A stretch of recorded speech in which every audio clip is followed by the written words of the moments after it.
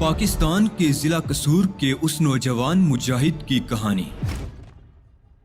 جس نے اسرائیل کی سرحدوں کو ہلا کر رکھ دیا۔ اسلام کی بقا کی جنگ لڑنے والے اس مجاہد کی طویل داستان سننے سے پہلے چینل کو سبسکرائب کیجیے تاکہ کہانی کی تمام ترقصات آپ تک ہمیشہ پہنچتی رہیں۔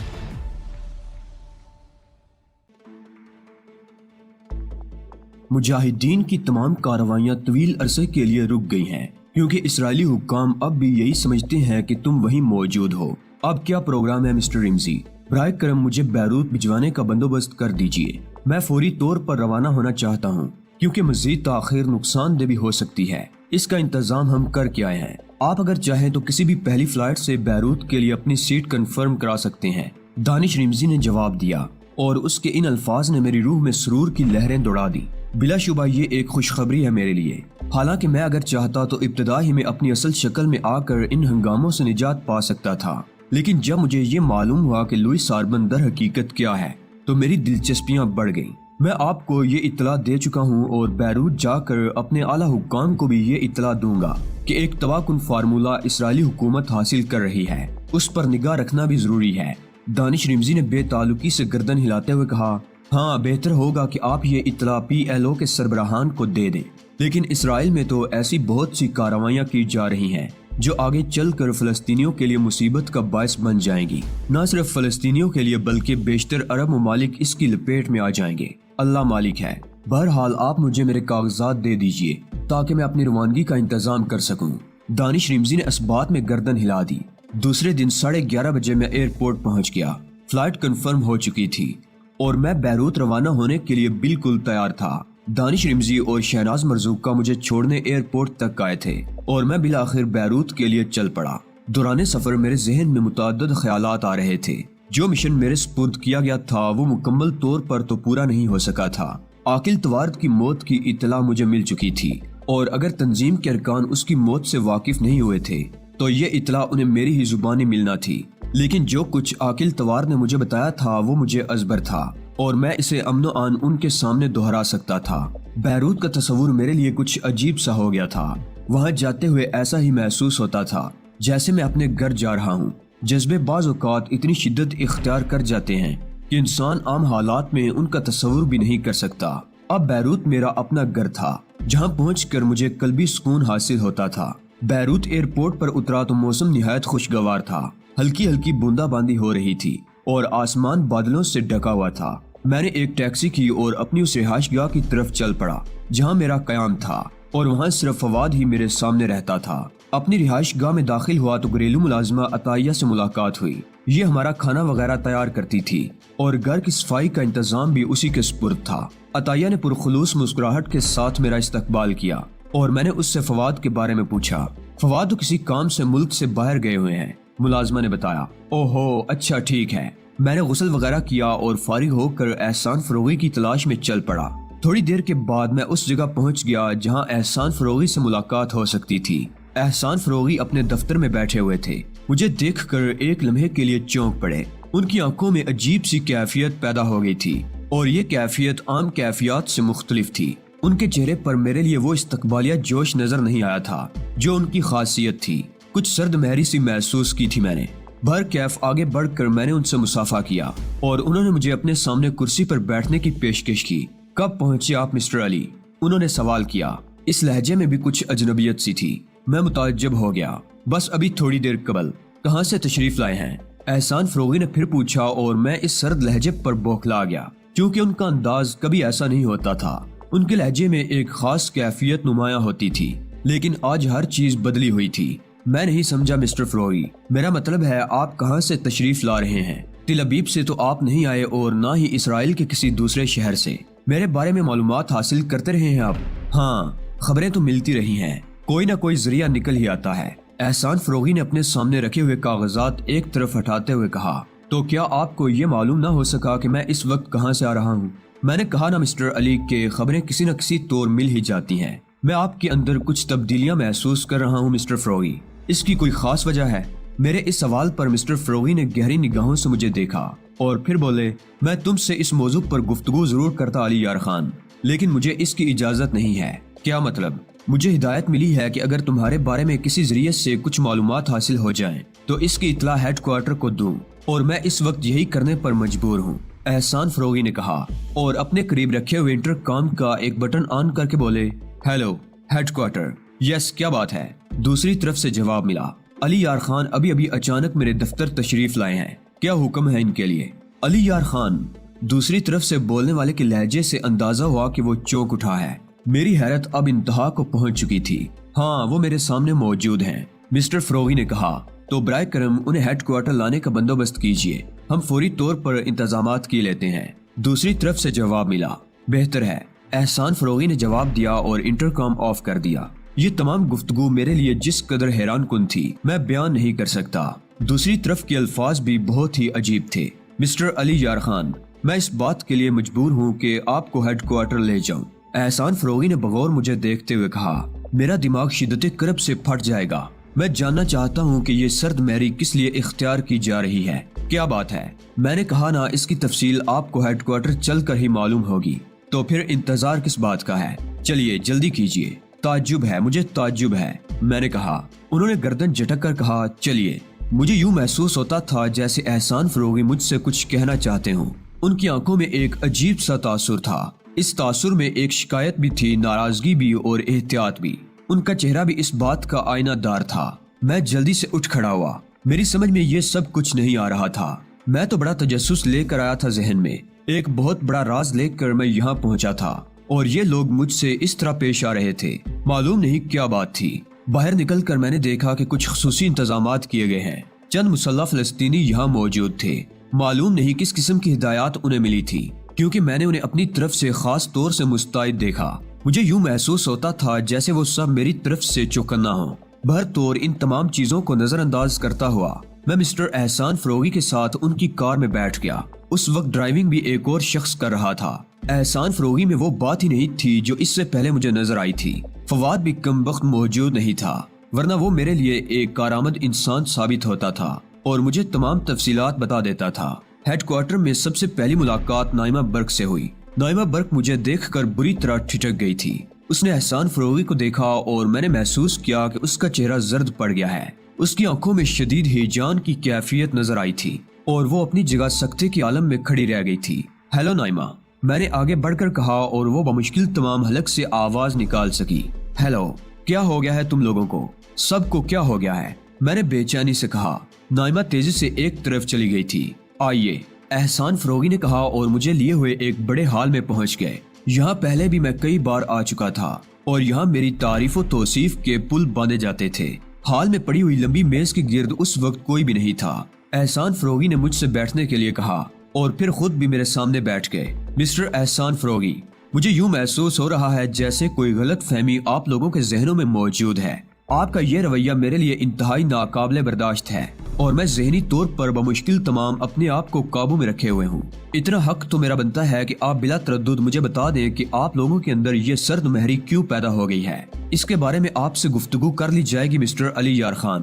دروازے سے آواز آئی اور چند افراد اندر داخل ہو گئے۔ یہ سب میرے شناسا تھے، تنظیم کے بڑے بڑے ارکان تھے جن سے میں محبت کرتا تھا اور جن کے سامنے میں ہمیشہ مؤدب رہتا تھا۔ اس وقت بھی میں کرسی سے اٹھ کھڑا ہوا اور وہ سب آہستہ آہستہ چلتے ہوئے میز کے نزدیک پہنچ گئے۔ پھر انہوں نے اپنی اپنی کرسیاں سنبھالی اور بیٹھ گئے۔ کسی نے بھی مجھ سے مصافحہ کرنے کی کوشش نہیں کی تھی۔ مجھ سے بھی بیٹھنے کے لیے کہا گیا اور میں آہستہ سے اپنی کرسی پر بیٹھ گیا۔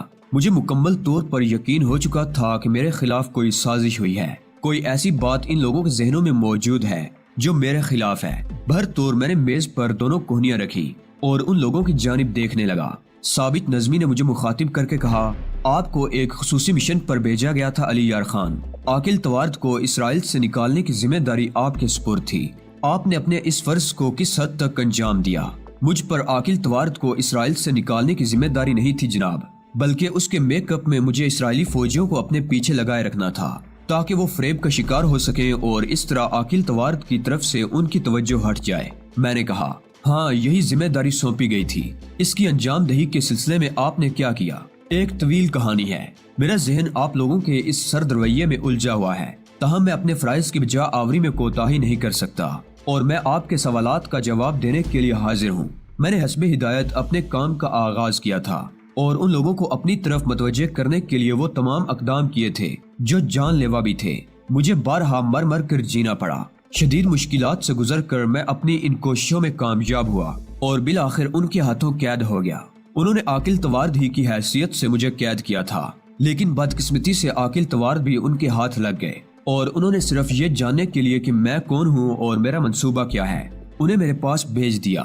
ہم دونوں کو ساتھ رکھا گیا اور اس تنہائی سے فائدہ اٹھاتے ہوئے عاقل توارد نے مجھے وہ تمام تفصیلات بتا دی جو ان کے ذہن میں محفوظ تھی۔ اسرائیل کے ایٹمی راز مجھے مل چکے تھے۔ عاقل توارد نے مجھے ان کے بارے میں ایک ایک تفصیل بتا دی تھی جو مجھے ازبر ہے اور میں اسے آپ لوگوں کے سامنے دہرانے کو تیار ہوں۔ اس کے بعد ہم دونوں کو علیحدہ کر دیا گیا تھا۔ عاقل توارد بیچارے ایک موذی مرض کا شکار ہو گئے تھے، انہیں مرگی کے دورے پڑتے تھے۔ مجھے نہیں معلوم کہ ان کے ساتھ کیا سلوک ہوا، لیکن بالآخر مجھے یہ اطلاع ملی کہ عاقل توارد ہلاک ہو گئے ہیں۔ کس طرح، اس کا مجھے کچھ علم نہیں ہے۔ جی آگے فرمائیے، میرے خاموش ہونے پر ثابت نظمی نے کہا۔ اس کے بعد میں ان کی قید میں پھنسا رہا اور پھر 2 افراد نے مجھے ان کی قید سے رہائی دلوائی۔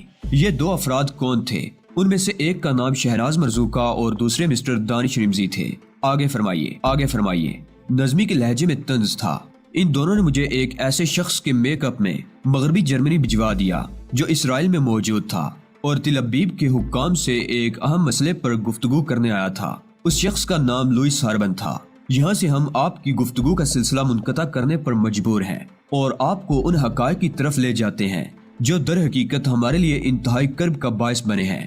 ہاں میں جاننا چاہتا ہوں، مجھے بتایا جائے، میں نے اضطراب کے عالم میں کہا۔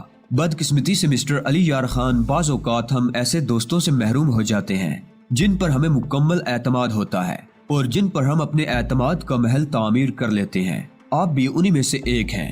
آپ جن نیک جذبات کے تحت تنظیم میں شامل ہوئے اور تنظیم کے لیے آپ نے جو کچھ کیا، ہم نے دل سے اس کی قدر کی اور ہمارے ان اخوت کے جذبوں کو جلا ملی جو ہم ہر مسلمان کے لیے دل میں رکھتے ہیں۔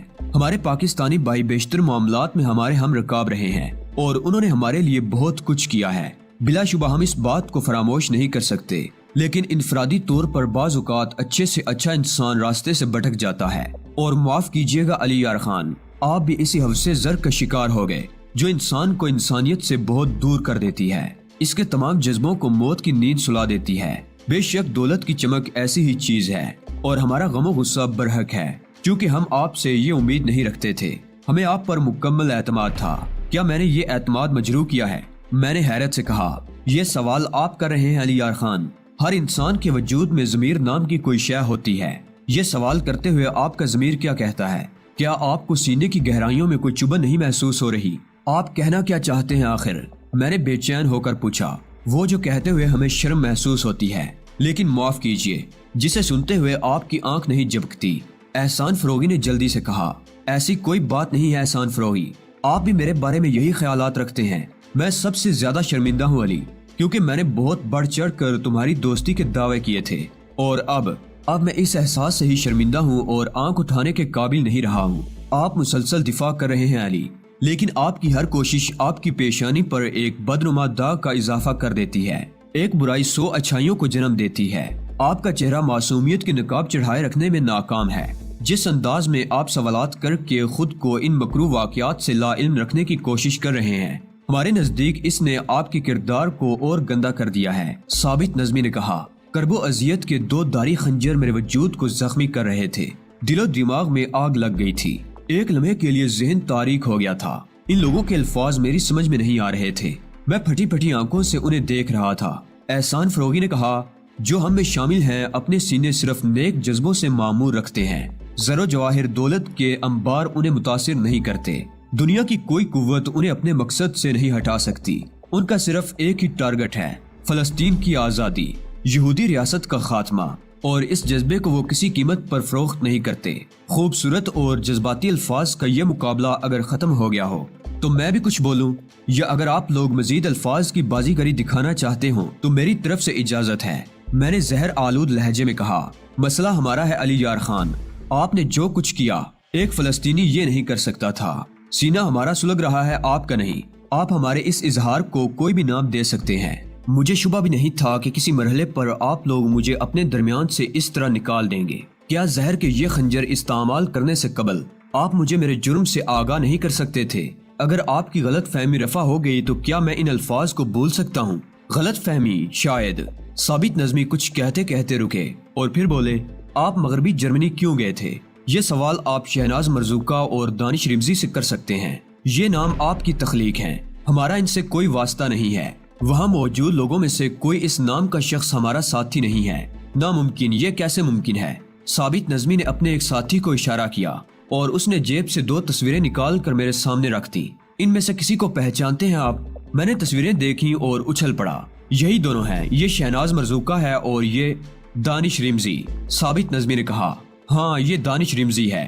نہیں مسٹر علی، یہ شخص میکائل دریان ہے، اسرائیلی دہشت پسند تنظیم انروخ کا ایک سرگرم رکن اور لڑکی تل ابیب کے ایک معزز خاندان کی رکن مورلینا ہے جو رضاکارانہ طور پر انروخ میں شامل ہوئی ہے اور فلسطینیوں کو زبردست نقصانات پہنچا چکی ہے۔ ناممکن، میں نے آہستہ سے کہا۔ ان دونوں نے آپ سے ملاقات کر کے آپ کو منزل سے بھٹکایا ہے مسٹر علی، ہمیں یہی اطلاع ملی ہے۔